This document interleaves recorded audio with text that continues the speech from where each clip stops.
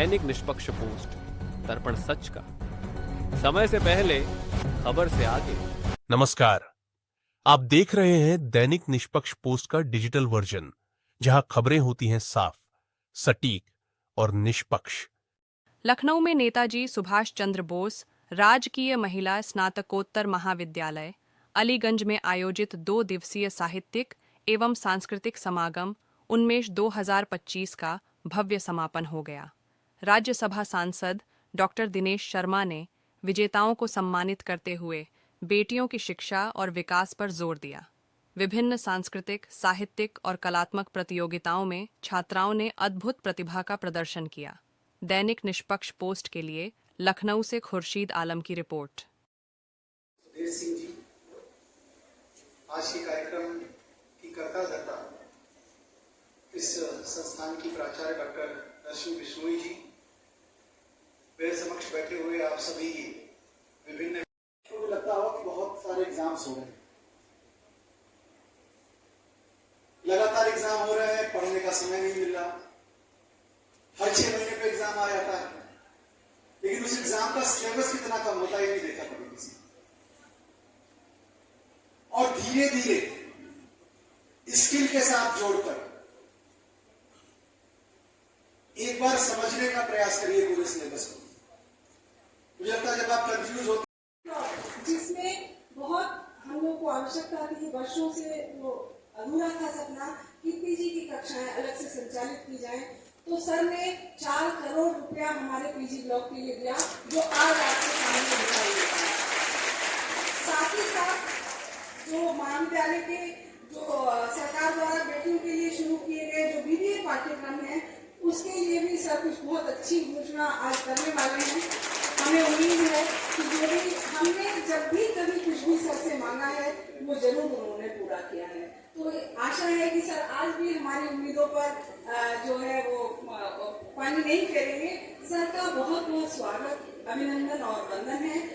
Sir ने इतने व्यस्ततम कार्यक्रम से, जैसा कि अभी हमारी जो आज के विशेष अतिथि महोदय प्रोफेसर अमित भारद्वाज जी हैं, वो कहीं मीटिंग में व्यस्त हैं, संभवतः थोड़ी देर में वहां पहुंच जाएंगे, तो उनका भी मैं इस मंच से स्वागत करना चाहती हूँ। वो इस वर्तमान में हमारे उच्च निदेशक शिक्षा के पद पर आसीन हैं और उनका भी आशीर्वाद हम सबको हमेशा मिलता रहता है। तो आप सभी का पुनः हार्दिक स्वागत, अभिनंदन और वंदन। बदली पहले क्या होता था, हर व्यक्ति बड़े समर्पण से सब चीज देखता था।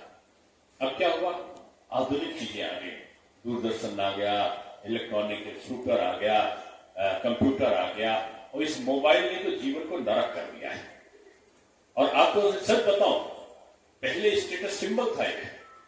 आप कहीं कार्यक्रम में जाओ, कहीं जाओ, वो जेब में ऐसा रखा होता है कि आपके मन को विचलन करता है। पहले लोग मोबाइल निकालते थे, लोग कहते कितना बड़ा आदमी है।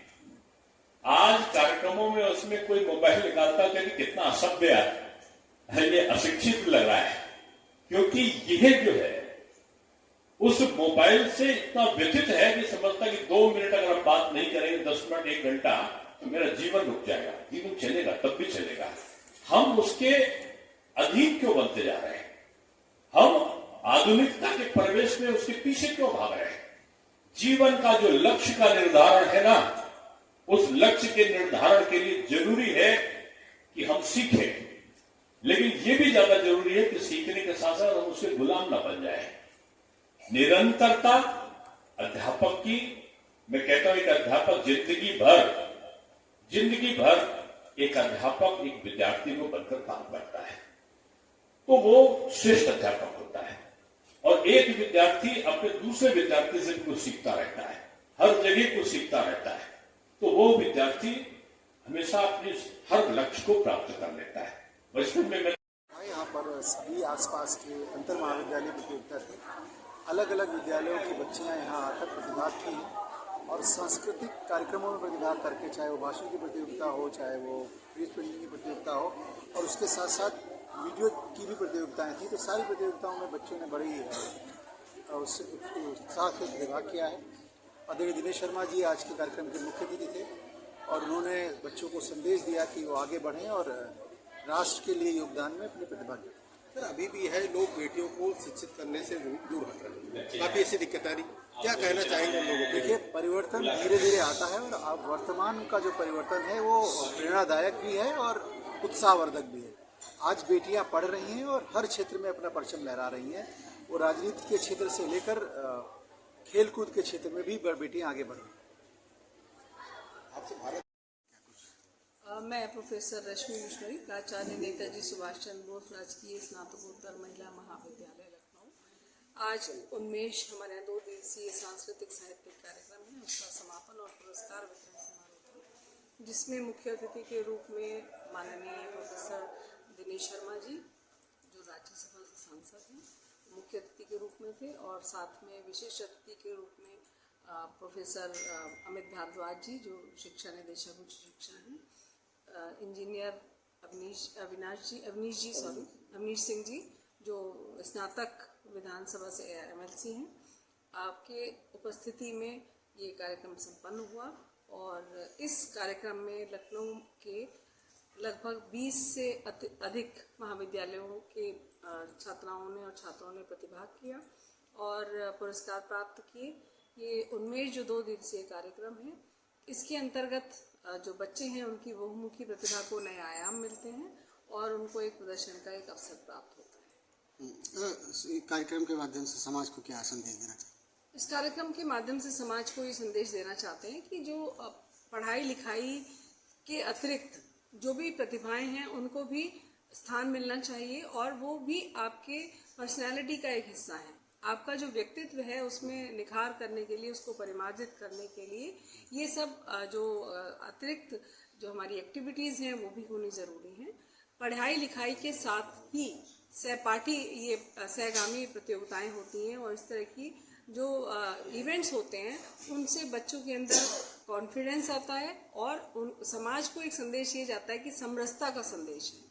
इतने विभिन्न महाविद्यालयों के छात्र और छात्राएं यहाँ पर आकर उन्होंने प्रतिभाग किया और बहुत समरसता का माहौल रहता है यहाँ पे कि कोई भेदभाव नहीं है और इसके अतिरिक्त स्वावलंबन आता है उनके अंदर, कॉन्फिडेंस की बढ़ती है और जो समाज को संदेश ये जाता है कि कोई भी प्रतिभा छिपी नहीं है और कोई भी प्रतिभा कम नहीं है। मैम, जैसा कि आप महिला महाविद्यालय की प्रिंसिपल हैं और यहाँ पे जो भी है सब महिलाएं ही, छात्राएं ही पढ़ने आती हैं, क्या कुछ एक संदेश या शिक्षा देना चाहेंगी, एक सलाह देना चाहेंगी जितनी भी हमारे देश की जो महिलाएं हैं या जो स्टूडेंट्स हैं?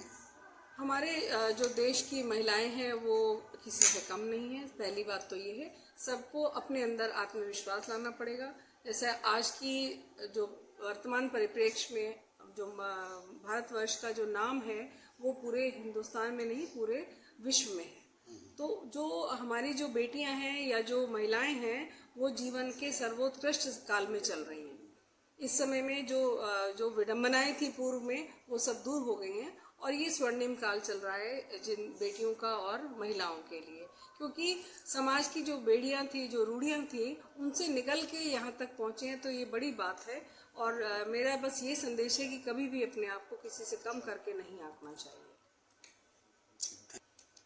आप देख रहे थे दैनिक निष्पक्ष पोस्ट, जहां खबरें मिलती हैं बिना किसी पक्षपात के, सिर्फ सच्चाई के साथ। जुड़े रहिए और बनिए निष्पक्ष खबरों की ताकत का हिस्सा। अगर वीडियो अच्छा लगा हो तो लाइक करें, शेयर करें और चैनल को सब्सक्राइब करना न भूलें।